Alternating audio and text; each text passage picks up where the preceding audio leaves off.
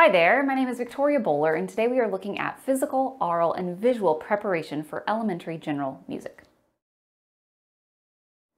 There's a blog post that goes along with this video, so I will link it down below, and I'll also add some timestamps here so you can jump around to different sections if that's what you want to do. We're going to talk about what these pathways of learning are. We'll frame them in the context of Kodaly-based teaching in general, and then we're going to look at a few ways that Kodaly-inspired teachers use these different pathways in their teaching.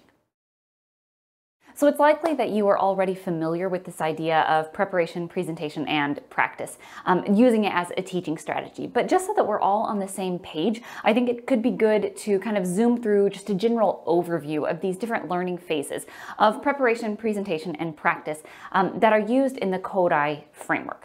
So this is a learning process that starts with preparation. And in preparation, we're going to talk about that today. The teacher is going to lead students through a process of experiencing a musical concept with the emphasis on what the sound is. So just as an example, if we are talking about a beat without a sound, then we're going to describe it as a beat without a sound instead of calling it a quarter rest. If we are if we're talking about a home resting pitch, then we're going to call it the home pitch instead of calling it do.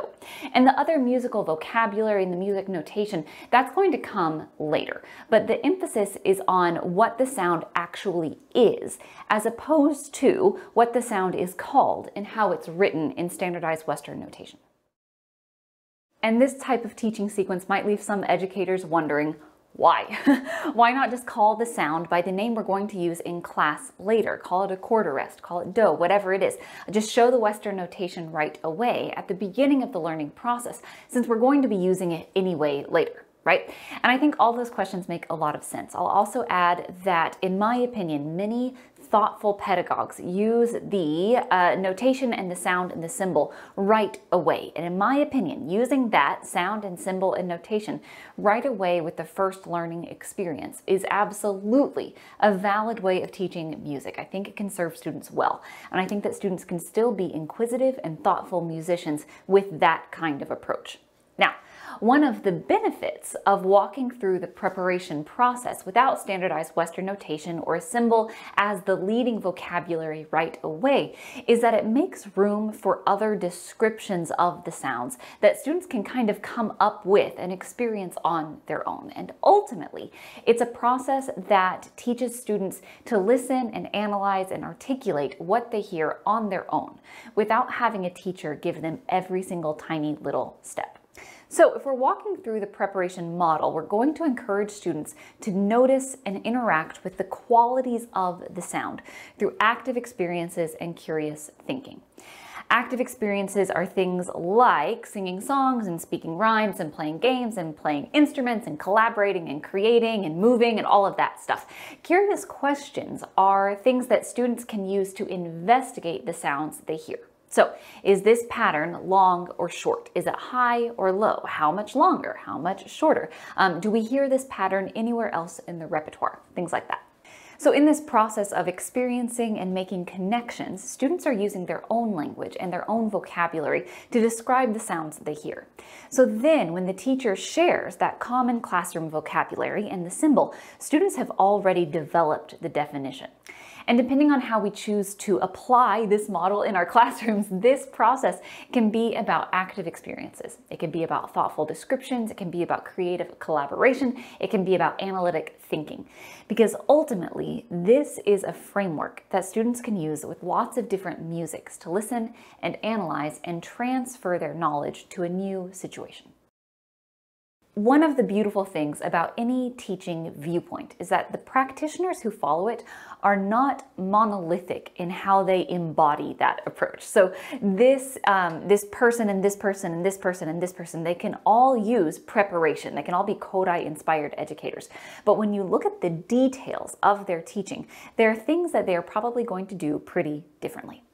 And different Kodaly thinkers have discussed this phase of learning slightly differently. So just to give a few examples here, and there could certainly be more that we look at. But Eisen and Robertson and Houlihan and Taka group preparation experiences into physical, aural, and visual activities, with physical prep being the first step. And then Houlihan and Taka refer to this as the cognitive phase of learning. Susan Brumfield groups the process into early and middle and late preparation, and there's a gradual focusing in of experiences here. So she describes early preparation with Gene Steinwer's term happy chaos. And then she talks about students recognizing a concept and describing the new element in middle prep, and then summarizing their thoughts and using that iconic representation in late prep. And this is also very much in alignment with how Klinger talks about the preparation process as well. So when Brumfield does talk about physical, aural, and visual prep, she lists aural prep as the first step before physical. Choksy's work described preparation activities in a more general, open-ended way as preparing students subconsciously through singing and hearing the new rhythmic and melodic turn in a variety of musical settings. So these viewpoints of preparation, we can see that they are not uniform, but they're also not mutually exclusive by any means. The common thread in each of them is that students are going to experience a musical concept before we label the element. That's the big idea here.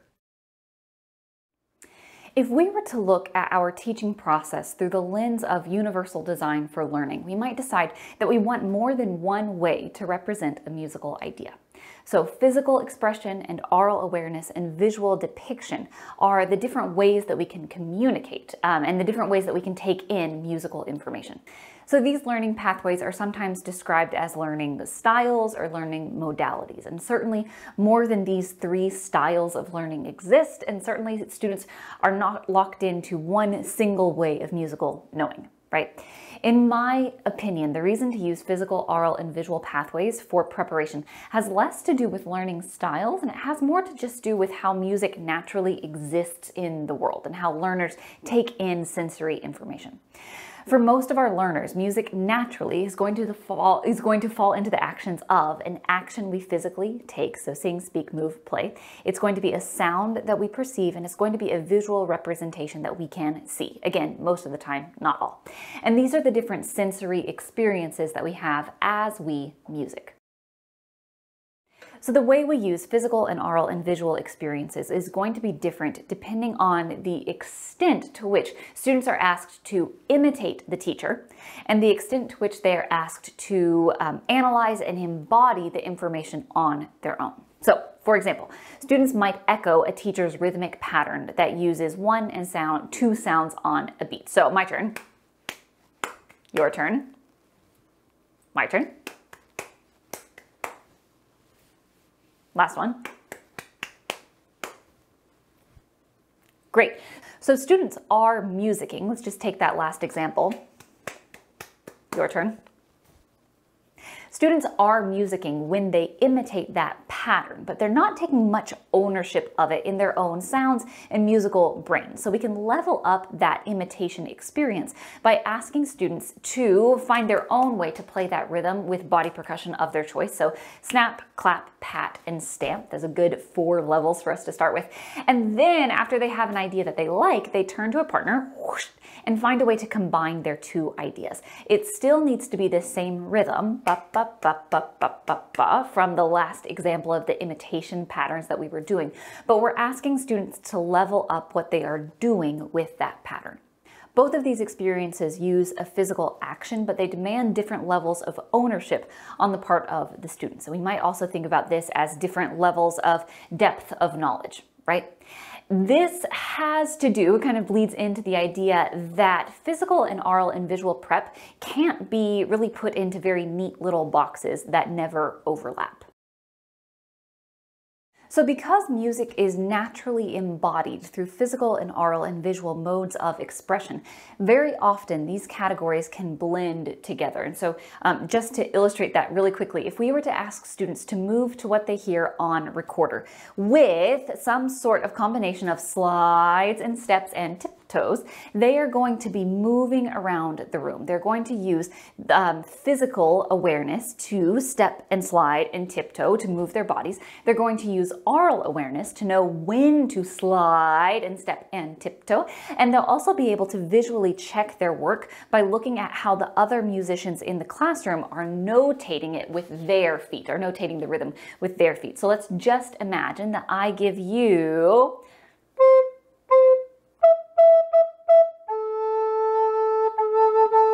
step, step, tiptoe, tiptoe, slide, slide. My turn.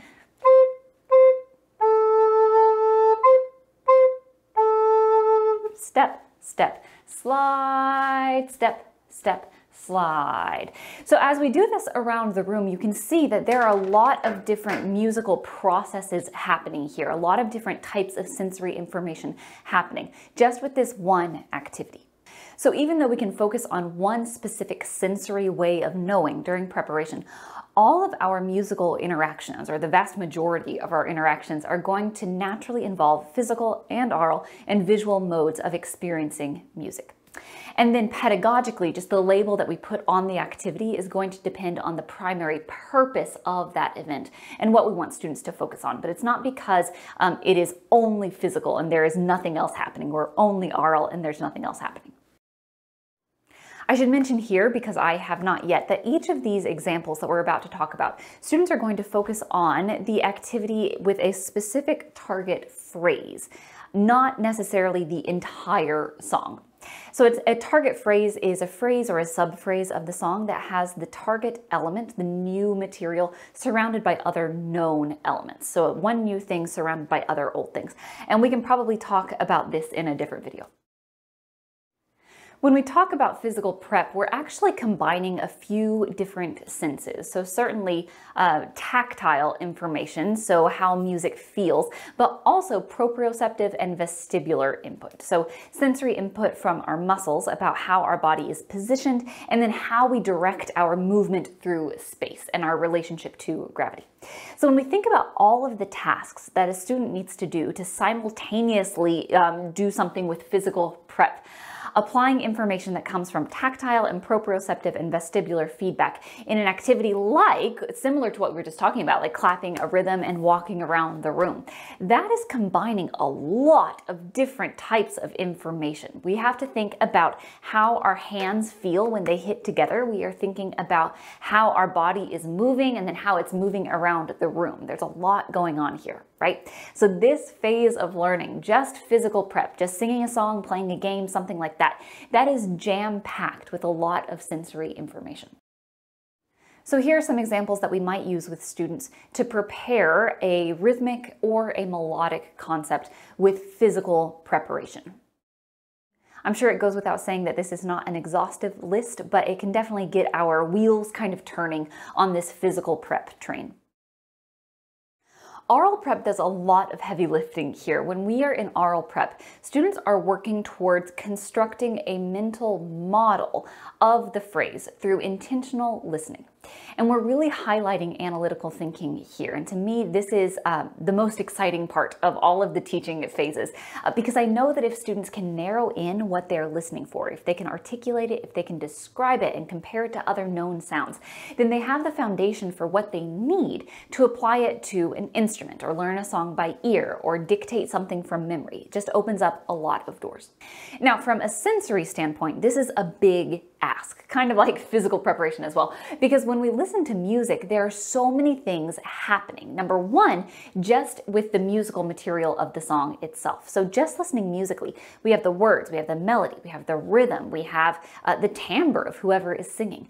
And we're asking students to discriminate sometimes very small, minute differences in melodic contour, for example, and filter out all of the other musical information that they are taking in aurally to just focus on this one specific tonal pattern. That is huge. But in order to do that, they're going to first have to filter out many other sounds that are non-musical, like if someone is humming, or a bell in the hallway, or someone, shuffling around in their seat. All of this is a very high sensory ask for students. So this is a big step. We can help students in this by being very intentional with our questions. Let's look at a few here. So a few questions to get us thinking with rhythmic and melodic concepts with aural preparation, and then we can also combine these with some specific aural activities. In visual activities, we're going to build on and link to the physical and aural experiences.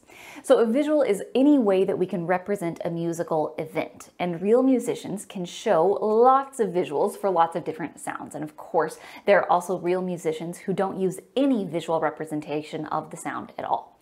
For our purposes in our teaching, we want to challenge students to find a picture that represents the musical event.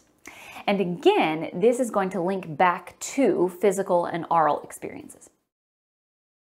So here are a few examples of that, both from a rhythmic and a melodic perspective. Today we've looked at several different ways to facilitate music preparation from a kinesthetic, an aural, and a visual standpoint.